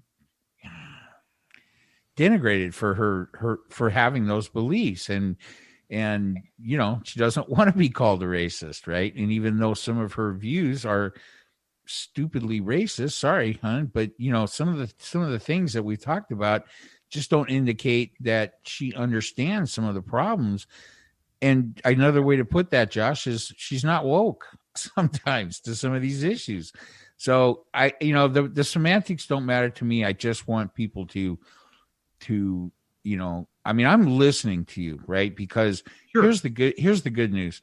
When I see someone that's intelligent, well-spoken, and it isn't just playing a game to see how many catchy phrases you can spout off about a given subject. When I pushed you hard on some of the things we were talking about, I was probably, making you a little upset too, but you tried to stay focused, and it wasn't just a thing with how many catchy phrases can I throw back at you. You're trying to make a point about some things. So and this has happened with Travis too, because we've always been sort of on the opposite sides of issues. And that's why we started talking, because I want to hear what someone who sees things so differently than I do, how they're coming to those conclusions. I'm not as interested in a litany of evidence as I am just hearing the person talk about it and trying to come to a conclusion about how Josh Tom gets to this spot. How does someone like you become a Trump supporter? How do you become conservative when you've definitely... Because all he wanted to do was, he was locked up in China and he wanted to get a hamburger in Ohio. He just wanted to come home. Well, I'm not much of a world traveler. If you listen to this podcast at all, you'll know that I only want to go 2 places here in Hawaii, and I've been both of those places this year. So right now, currently, I'm pretty happy. Right. So I mean, that's really where it's at for me. So I do find this really fascinating, and I've learned a lot about the viewpoints of people that don't see things the way I see them from talking to Travis. And I'm doing the same thing here, believe it or not. And I wouldn't blame you if you didn't believe me. Well, no. And I appreciate that. I appreciate that you've said that too, because this is what needs to happen. Right. It's not about dunking on each other. It's about trying to get to what we're actually talking about. So and a question I have actually is, so you said that your sister, tends to be racist on something, and it's that she doesn't realize she's doing it. Kill me. Yeah. And that's what God bless her. I hope she's okay with it. But I hope I'm okay. So are you able to lay that out a little bit and tell me how she's being racist but doesn't know it? Because this is the kind of things that we come to that we don't understand and say, well, I'm not being racist. Well, yes, you are. Okay. Well, and deep down in her, so this is a person I can talk to on an intimate level. Deep down inside, she's not a racist in the sense that she hates black people or people that aren't white or any of that kind of stuff. But the people that she has gravitated towards supporting, the viewpoints that she has been indoctrinated with from constantly listening to Sinclair, OAN, Fox News exclusively, and then the only time she listens to something that's not one of those, she's just there long enough to try to pick up something she thinks doesn't make sense and then put that in her arsenal of things about why MSNBC or regular mainstream news is terrible. But then she only really gets her opinions are really only formed from the information she gets from OAN or Newsmax or Fox News or name them.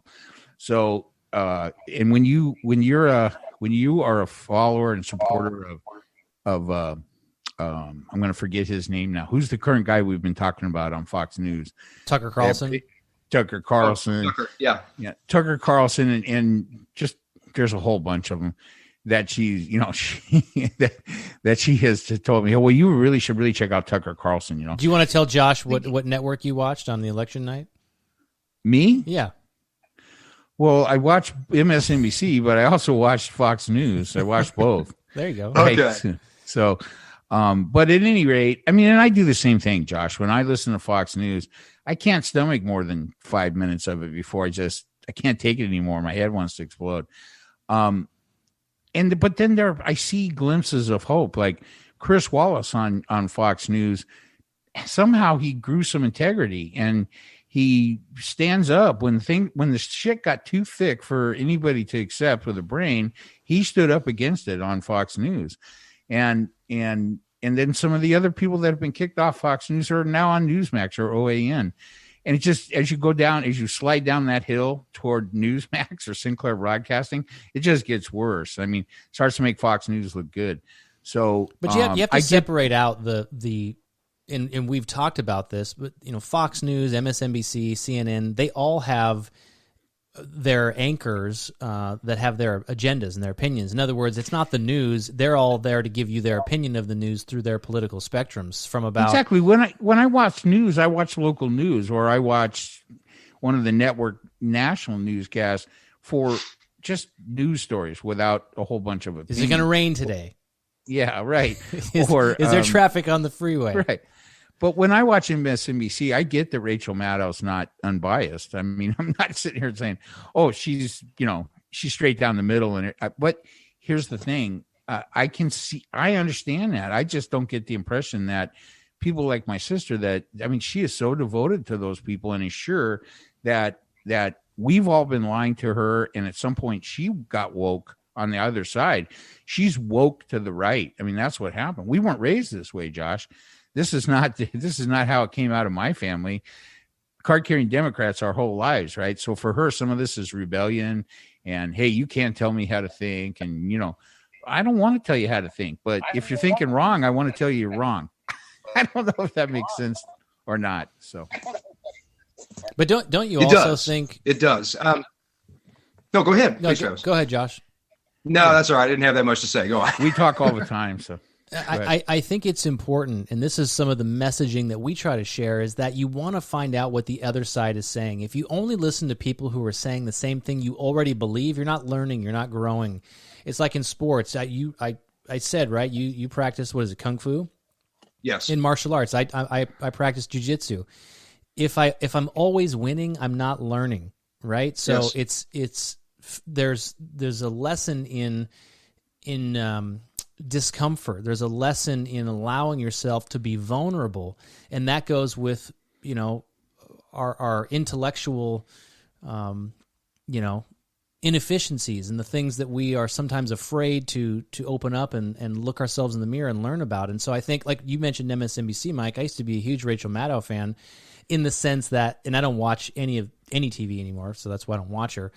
But in the sense that she's very intelligent, she's articulate, she's well-read, and when she presents an argument and she's passionate about it, then I think there's something to be said about passion. If there's something that you're willing to, to go to the hill for, to die for, to get into an argument for, to cry for, to fight for, or whatever, I want to know about that. And maybe it's all smoke and mirrors, maybe it's bullshit, but it should challenge me to want to understand where you're coming from, because they're either going to convert me or I'm going to be better because I really understood the issue to help me form my opinions elsewhere. And I think that's the biggest problem, is that, and I think it was exacerbated with the Trump years, is that everyone's cast in these two boxes. If you don't believe this, you believe that, and people get so fucking defensive, and it's driving me crazy.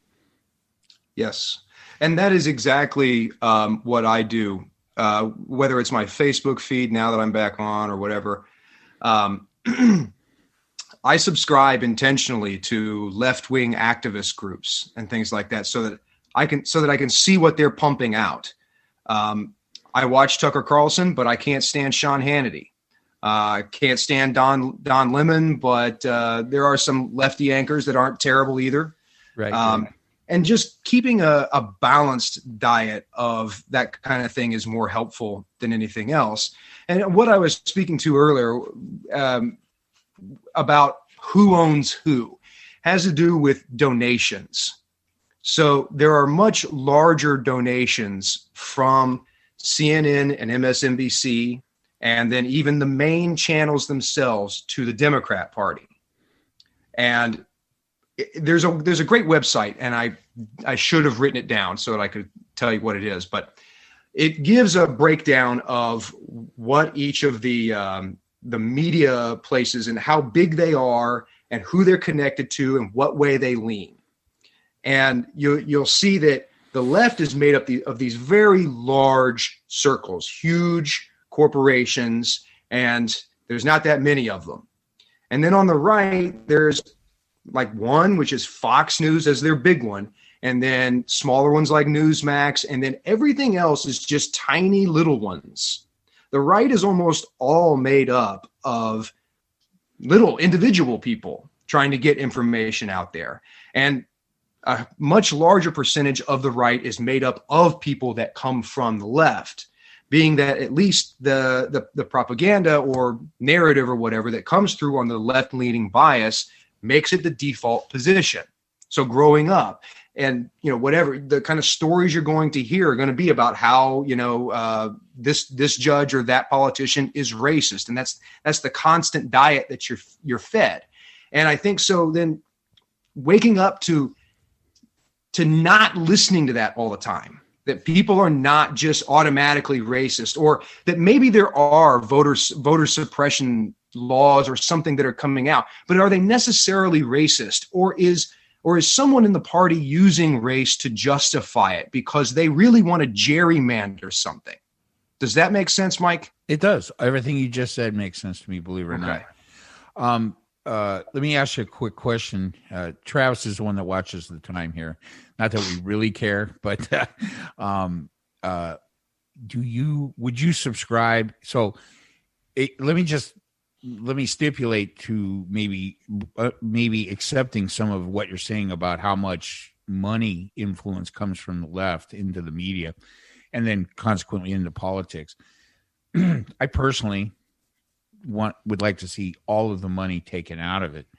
And I don't have a master plan for that yet, but I mean, what do you guys think, both of you, about that? I mean, for as much as I think you're probably right about how much money the left puts into it, because there are just a whole lot of people that support that side of the story, and those people are in these companies, and these companies pander to those people. A lot of those are entertainment companies and things like that, especially the news ones and so forth. Right. Would you take all the money out of politics to eliminate that kind of special interest influence? I mean, I don't hear it from the right. I don't hear them saying take the money out. I hear it on the left. Hey, we should, reform campaign contributions and all of that and take money out of this thing because it's so corrupting. Either of you guys think that that's worth exploring, or is that a game that the left is playing by publicly saying they should take the money out, but yet on the backside, sort of covertly, they're putting a lot of money into the political system? What do you think, Josh? Oh, damn it. We lost right, you go make a point, Josh. We're losing you. Go back. Josh. Can't hear you, buddy. You gotta walk around your room and get your audio back. Oh, crap. Are we there? Yeah, we got you. Hey, is Radio Shack still open in Ohio? I don't understand. I don't know, man. I don't know what's happening here. Yeah, the media needs held to account. They are a serious problem. And yeah, if the money needs taken out, because they get special consideration for that. They make all these donations, and then they also break stories for them. And like you said, they're entertainment companies. So what sells? Things that are very sensational. The next person that is called the next outrageous name on CNN or whatever, that's what sells. And they have to stop using this kickback system because it's ruining the people themselves. We're unable to make informed decisions. Journalism is not opinion pieces, and that's what's being held up as news now. That's not news. And so can we forbid them from contributing to political? We should. I don't know I don't know how to do that exactly. I don't want to step all over the Constitution trying to figure that out. But that is what needs to happen. Yes. And there is a large donor class on the Republican side, right? So yes, there is. Yeah. Wouldn't it? I mean, so for me, I'd like to see both sides of that coin. I'd like to see the donor class on both sides, regardless of who makes them up, whether it's media companies and all of that stuff on the left, and big industrial corporations on the right, or whatever it is. I'd like to see them all not allowed to participate with their money in politics. Don't we all think that would help clean up some of these problems with the undue influence and so forth that we're seeing, or am I off base? Travis, what do you think? No, I don't disagree. I mean, listen, there's not going to be any money left after these fucking Democrats put these tax increases through. No one's going to have any money to donate anything. So Josh, welcome to my world, just so you know. Yeah. It's become so commercial. Politics in 2021, and I'm sure in other countries, but certainly this country, it's commercial. It's special interest, it's lobbyists, it's donations, it's pork, it's everything. It's not the way governing is supposed to be. And, not to rehash the earlier part of the conversation, but again, when you think about what the experiment was supposed to be of this country, I don't know if the founders would be proud. I don't necessarily think so. I think you look at how sideways things have gone, and fuck, man, there's got to be ways we can. There are certainly things that we can do differently and do better as a country. And this isn't a partisan thing. It's not only one side needs to fix shit. The whole thing's fucked up. Well, and I believe there needs to be a massive scale repeal campaign. There are an average of 180 laws every year put on the books, and that number is probably old, so it's probably more than that now. And an average of 0, and I do mean that, an average of 0 are taken off every year. Right. So we just keep adding more and more and more, and later, they can be dragged back up to use in some obscure case because someone's mad about somebody doing something. And it just needs to stop. There needs to be a huge campaign to say, you know what, we're taking all of this crap off the books. And I think that would be. That's very interesting. Yeah, we lost your connection again there for a second, but I don't disagree. And if you think about it, if you are a legislator, your job is to make laws. So you get elected in your state houses or a U.S. representative. You're going to go to D.C. and you'd be like, what? I got nothing? You just sent me here. Of course I got to come up with laws. You just elected me and sent me here. So, I mean, what are we up to now? 2021?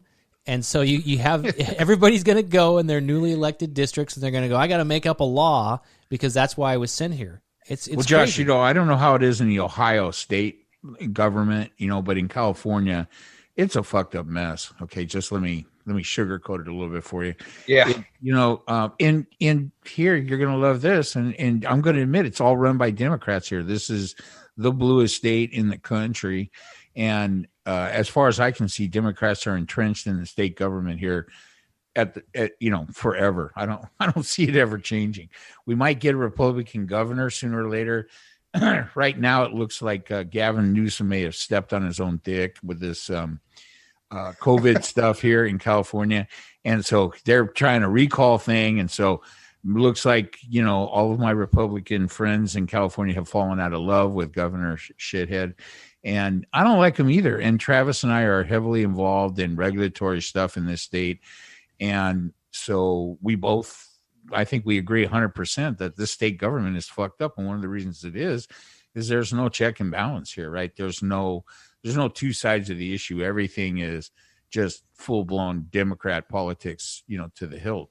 And I don't like that either, right? So, and I've told Travis this many times, my hope would be a strong, solid Republican Republican Party at the national level to counteract some of the more communist goals of the Democratic Party. I don't care. That's the first time you've been forthcoming about that. Thank you. You're welcome. See, this is what happens when I talk to ex-communists. Okay, so, I'm sorry. I don't mean to call you that. But do you get what I'm saying? It's not a good thing here. It's not a good thing. Yeah, it's not working. Isn't that exactly what's happening now nationally? The way they're pushing through these massive pork bills and with the way the Democrats are literally just running roughshod over the House and trying to put in as much through as they can. And I mean, they're trying to push this towards a one-party nation. It's another show for us to discuss about, Mitch McConnell and the Democratic and the Republican-controlled Senate for the last. Mitch has been bought and sold with Chinese money too. I'll just go ahead and say that. Yeah, isn't it Trump that owes somebody in China $400 million? There's some debt coming up here pretty quick. I don't know about Mitch, but maybe is that his wife you're talking about? Yeah, it's his wife. Yeah, his wife's Chinese, so yeah, maybe he owes her the money. I don't know. But she bailed out. Boy, when things started to go wrong after the Capitol thing, she was one of the first ones to get the fuck out of the cabinet. Did you see that? Mitch's wife. Did not. She was the secretary of, what the hell was it, Travis? She was the secretary in the cabinet. For him? I don't know. Was she? She was for Trump. Yeah. She was the first Trump cabinet secretary to resign after the insurrection. Wow. Thinking that, I think shit's hitting the fan. I've got to get out. A little late. I mean, he only had, that was the 6th, right? So he only had 14 days to go. So very courageous of Mrs. McConnell to bail out on Trump with 14 days to go after sticking it out for the whole goddamn 4 years. So, see, I always maintain that Trump was trying to do everything. See, Josh, I have this theory that Trump didn't want to win 4 years ago. I agree. He had no agenda. He just didn't want to lose, right? He was that guy. I could see that. He's the apprentice. Yeah. All these audio leaks of him doing crazy shit. Week after week, it was another story of, okay, this is going to be the nail in his coffin. This is going to be what gets him. And he survived it every time. He survived multiple allegations and other crazy shit all throughout his presidency. And I think he was just trying to find a way to one-up himself. I use the example, I don't know if you remember the old TV show MASH. There was a character, Klinger, that he was in the military and he wanted to get out so badly that he would, dress up like a woman and do all kinds of crazy shit just to get kicked out. And, I think Trump was trying to do the same thing. He didn't want to be there. Yeah. He's always been bombastic. He's talked about running since the 80s, but right. Yeah, you're right. I don't really know how serious he was. I mean, everyone pegged him as losing, and he probably planned on just riding this as another media storm to some other TV show he was going to do post-election. Selling more books, yeah. Yeah, and then he woke up the president and was like, "Well, I guess I have to go to work now." Well, I think you can blame the Democrats for that because really, putting I'm going to forget her goddamn name. Hillary?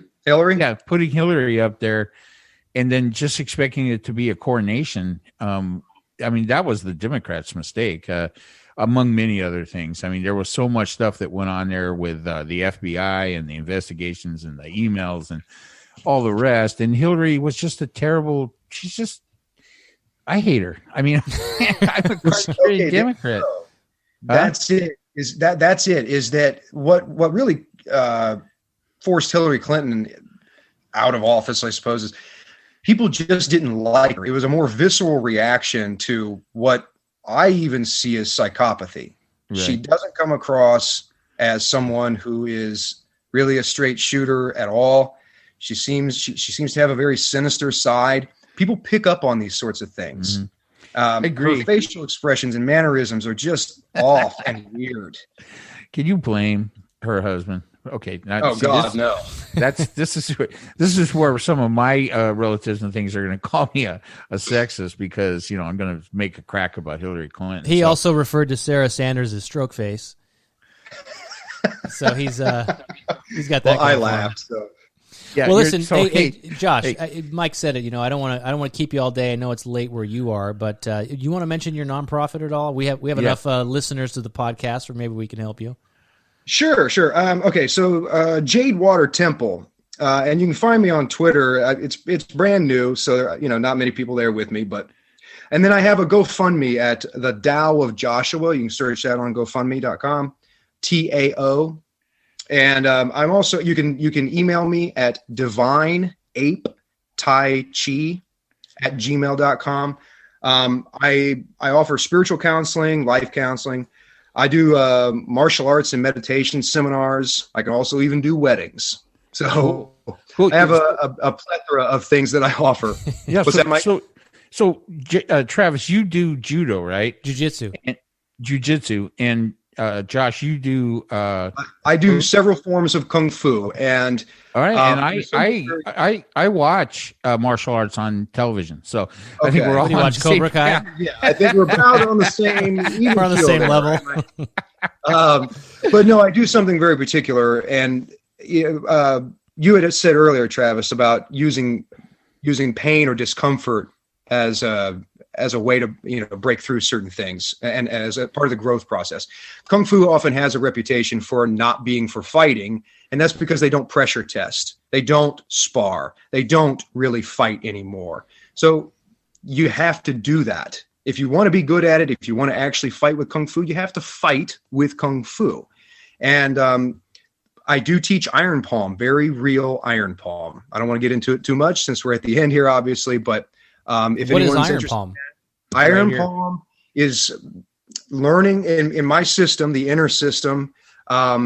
It's learning to relax. There's a system of nerves that wrap the bones on the inside of the muscle, and you can become aware of these through qigong and meditation, and they will let go and relax, and then the bone structure will sort of float inside the flesh. You can do this all over the body, and when you are able to reach this state, we call this inner softness. And you can then strike people, and the kinetic force, instead of pushing someone backwards, will actually inject into the body cavity itself. You can rupture organs or hemorrhage the brain or something like this. So it's very special. This is a legitimate stuff. Thing. It's not like these crazy videos you see on YouTube where you touch someone and they fall down. Yes. How long does it take to learn something like that? I learned it in 14 years. But I hope that I have refined it, that I will be able to teach people in a much shorter amount of time. So too late to teach it to the Capitol Police? Is Probably. That what I'm hearing? Okay. Yeah. What is it called again? Iron palm? Inner iron palm or vibrating palm, cotton palm. It has several names, but yeah. And I do internal alchemy as well, which is a processing of the emotions in a very different way. It's balancing the biochemicals that circulate through the endocrine system. It's kind of like let me say that you are the most interesting guest we have ever had.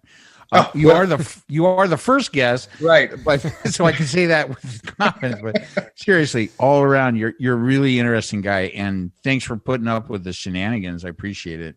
Mike, I appreciate that too. Appreciate you saying that. Travis, thank guys, you, Josh. Nice to meet you. Thanks for coming on, and good luck to yourself. Thank you. You guys too. See ya. All right, bye.